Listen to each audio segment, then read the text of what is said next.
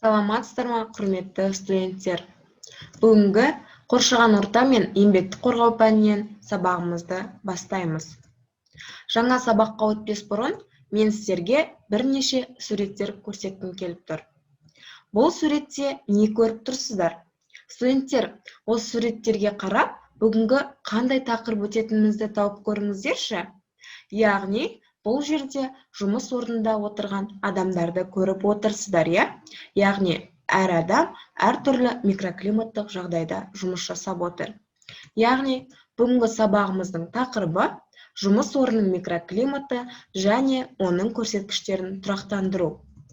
Сабақтың мақсаты жұмыс орнының микроклиматы туралы түсінік беру, жұмыс орнының микроклиматы және оның көрсеткіштерін тұрақтандыру туралы білім-білік дағдыларын қалыптастыру, жұмыс орнының микроклиматын анықтайтын аспаптармен таныстыру. Күтілетін нәтижелер. Бірінші, білу. Жұмыс орнының микроклиматы және оның көрсеткіштерін тұрақтандыру туралы толық ақпарат алады. Түсіну. Жұмыс орнының микроклиматы және оның көрсеткіштерін тұрақтандыруды түсінеді. Қолдану. Жұмыс орнының микроклиматын анықтау үшін арнайы аспаптар қолданады. Бағалау критерийлері.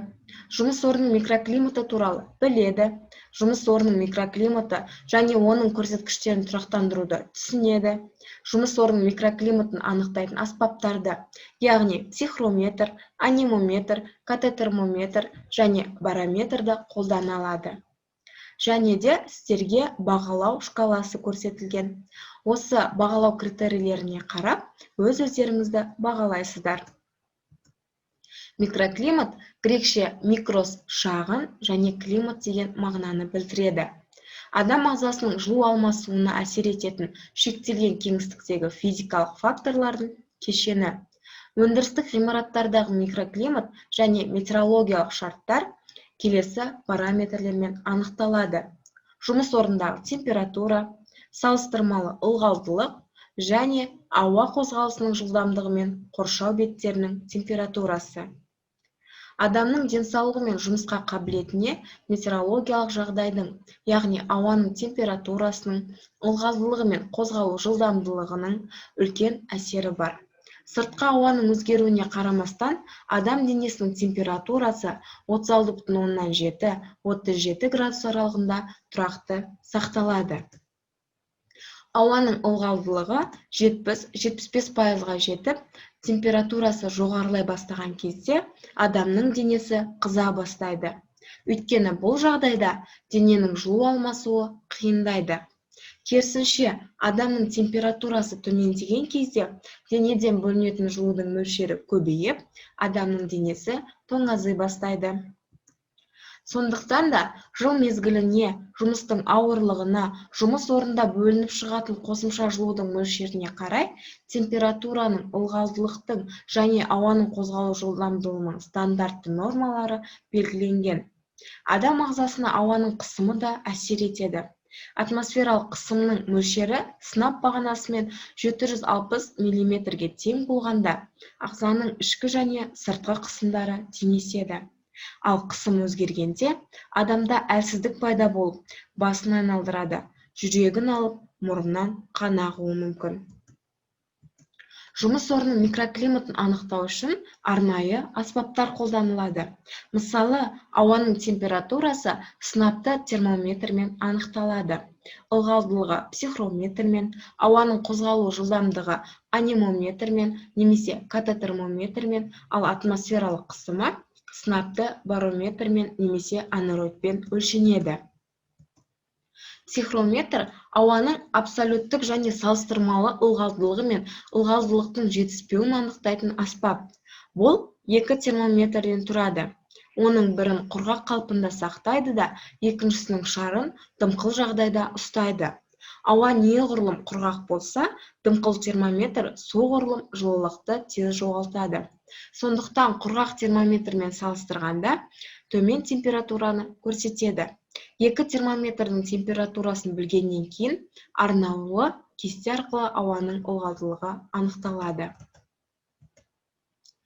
Анемометр – желдің жылдамдығын кейде бағытын өлшеу үшін қолданылатын аспап. Анемометрдің ең қарапайым түрі ол флюгер. Катотермометр – термометрия қағидаларына негізделген ауаның салқындату қабілетін бағалауға арналған гигиенада бөлме ішіндегі ауа ағымдарының аз жылдамдықтарын өлшеу үшін пайдаланылатын аспап. Барометр грекше барос ауырлық және метрео өлшемін деген мағынаны білдіреді. Атмосфералық қысымды өлшеуге арналған құрал. Ең көп таралғаны сынапты барометрлер. Олар ыдыстарының пішініне қарай табақшалы, сифонды және сифонды табақшалы болып ажыратылады. Сынапты барометрдің жұмыс әрекеті атмосфералық қысымның барометрлік түтіктегі сынап бағанасы қысыммен теңгерілуіне негізделген. Анеробик өзгерту күшіне пропорционал серпінді қорапшаның өзгеруі бойынша, яғни оған үстеме қысымның өзгеруі бойынша атмосфераның қысымын өлшейтін аспап. Яғни осы көрсеткіштерді тұрақтандыру үшін төмендегідей іс-шаралар іске асырылуы тиіс. Табиғи және жасанды ауа алмастырғыштарды пайдалану, технологиялық жабдықтарды жылу өткізбейтін заттарды қаптау арқылы олардан бөлінетін жылудың мөлшерін азайту, жылу өткізбейтін материалдан қорғану экран орнату, кондиционер пайдалану. Енді, құрметті студенттер, бүгінгі өткен тақырыбымызға байланысты мен сіздерге бірнеше тапсырма дайындадым. Бірінші тапсырма ол сұрақ-жауап. Осы жерде берілген сұрақтарға жазбаша жауап жазамыз. Бірінші сұрақ: өндірісте метеорологиялық жағдайға нелер жатады? Атмосфералық қысымның мөлшері қанша болуы керек? Жұмыс орнының микроклиматы дегеніміз не? Ауаның температурасын, ылғалдылығын, қозғалу жылдамдығын және қысымын қандай приборлармен өлшейді? Жұмыс орнындағы жылудың мөлшері қандай болуы тиіс?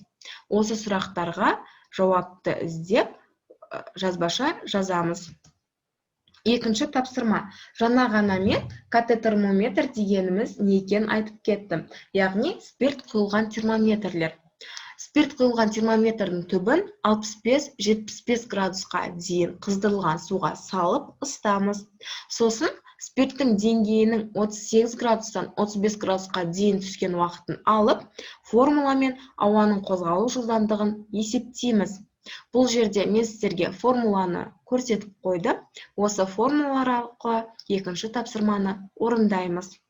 Үшінші тапсырма бұл бізде тест. Мен бұл тестті Platonus платформасына жүктеп қойдым. Барлық сұрақтарға, тапсырмаларға жауаптарын жазып болғаннан кейін барлығын Platonusқа жүктейміз.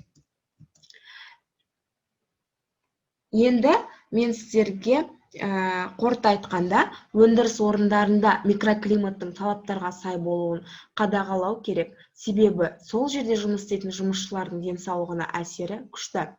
Жұмысшылардың жұмыс істеу барысында денсаулығының нашарлауына жол бермеу қажет.